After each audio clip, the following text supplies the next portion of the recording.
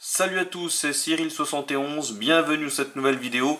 Nous sommes le lundi 1er avril 2019 et je suis de retour pour vous présenter un nouveau point météo car ça y est, la période anticyclonique est terminée.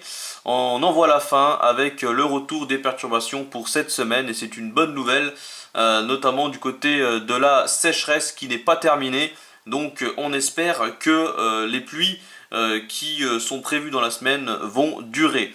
Dans tous les cas, pour l'instant, avec le modèle GFS sur Météo Ciel, je vais vous montrer l'évolution des centres d'action et vous allez comprendre pourquoi on a le retour de ces pluies et également le retour d'un froid assez sensible pour un début avril, le retour de la neige en montagne mais peut-être aussi parfois en plaine, notamment sur le nord-est.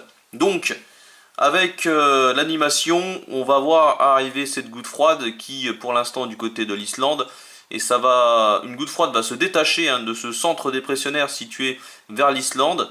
Elle va se détacher depuis les îles Britanniques et ensuite se diriger sur le pays. Vous voyez ici sur le nord du pays avec ces couleurs bleu foncé. Voilà, ça plonge jusqu'au sud-est pour la journée de jeudi. On voit très bien ici, donc là on a une belle goutte froide qui va nous concerner. Une masse d'air très très froide en altitude. Je vais vous montrer ça juste après. Et puis en cours de fin de semaine et le week-end prochain, on aura un temps un peu plus stable. Donc là, une accalmie sans doute. Alors on voit quand même un système dépressionnaire encore situé entre l'Espagne et la Corse. Donc là, on aura sans doute encore quelques pluies. Et d'ailleurs, il en faut des pluies, notamment pour le sud-est du pays, où là c'est vraiment une sécheresse record. Donc on espère que là, on aura pas mal de pluie pour ces régions-là. Dans tous les cas, voilà à peu près ce qu'il faut s'attendre. Ensuite, la fiabilité n'est pas très bonne, bien sûr, quand on s'éloigne. Donc, côté masse d'air, vous allez voir cette goutte froide, on n'appelle pas ça goutte froide pour rien. Justement car on a vraiment une masse d'air polaire qui plonge littéralement sur le pays. Voilà, donc on voit ici ces couleurs. Voilà, ça se refroidit bien jusqu'à jeudi. Donc les températures assez froides tout de même pour un début avril. Notamment, vous voyez, sur le nord, le nord-ouest. Et ensuite, pour jeudi, sur une bonne partie du pays. Et on aura également un petit conflit de masse d'air, puisqu'on voit ici l'air doux de ce début de semaine qui va donc être chassé par cette masse d'air plus froide. Et ça va occasionner donc un petit conflit de masse d'air sur le pays, ce qui donc va se traduire par un risque d'orage. Et on va le voir déjà avec Querénose, puisque c'est le site spécialisé pour les orages.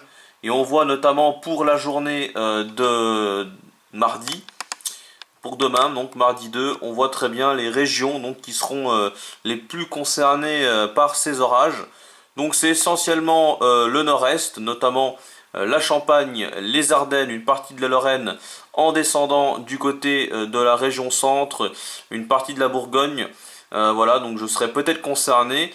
Et puis ça descend en direction du Massif central et du nord de l'Occitanie. Ensuite, mercredi également, mais plutôt sur les régions de l'ouest et du nord-ouest, sous le ciel de traîne. Voilà, et là pour mardi, c'est pas un ciel de traîne, ça sera à l'avant de la perturbation, de la dépression, donc avec ce fameux petit conflit de masse d'air que je vous ai montré juste avant.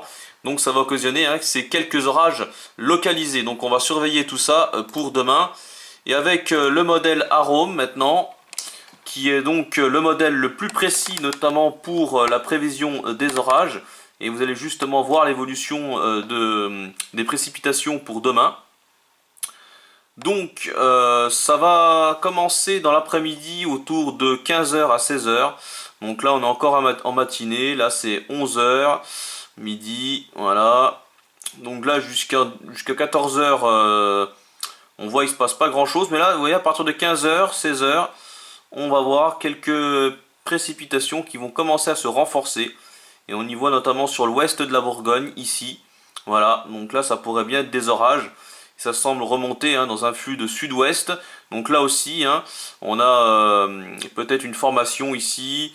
Voilà, également du côté du nord. Voilà, sur les Hauts-de-France.